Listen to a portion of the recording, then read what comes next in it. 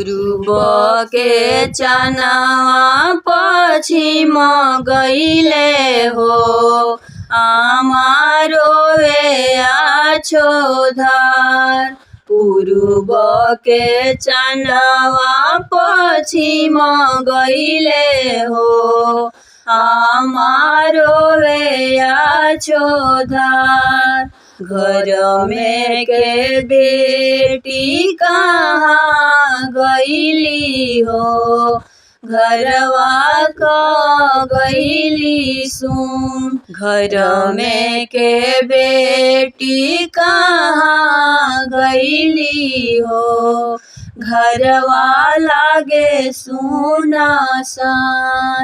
घर में के बेटी कहाँ गईली हो, घरवा लागे सुनसान। घर में के बेटी ससुर गईली हो, घरवा लागे सुनसान।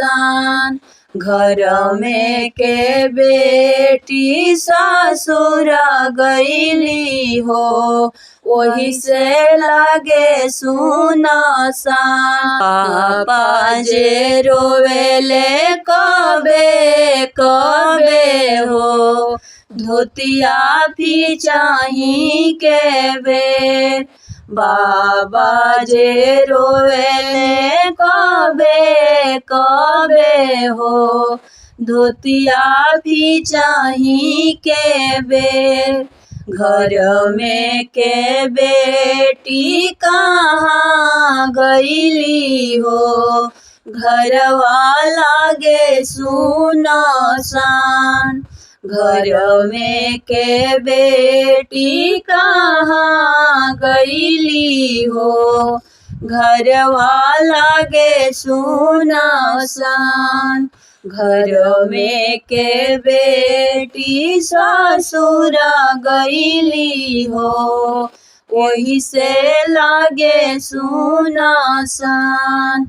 घर में के बेटी ससुर गईली हो, वही से लागे सुनसान। पूर्व के चनावा पश्चिम गईले हो, चाची रोवे आछो धार। पूर्व के चनावा पश्चिम गईले हो, चाची रोवे आछो धार।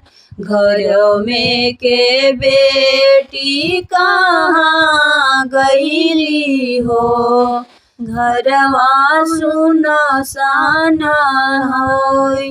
घर में के बेटी कहाँ गईली हो, घरवा लगे सुनसान। घर में के बेटी ससुर गईली हो, वही से लागे सुनसान।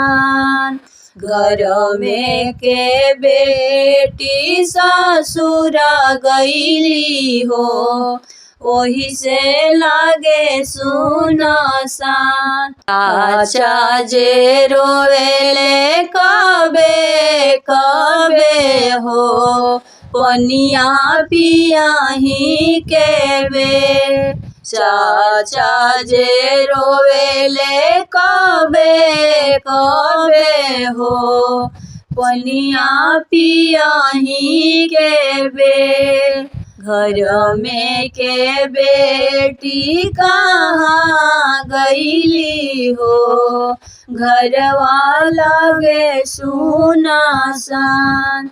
घर में के बेटी कहाँ गईली हो, घरवा लागे सुनसान। घर में के बेटी दूरा देश गईली हो, वही से लागे सुनसान।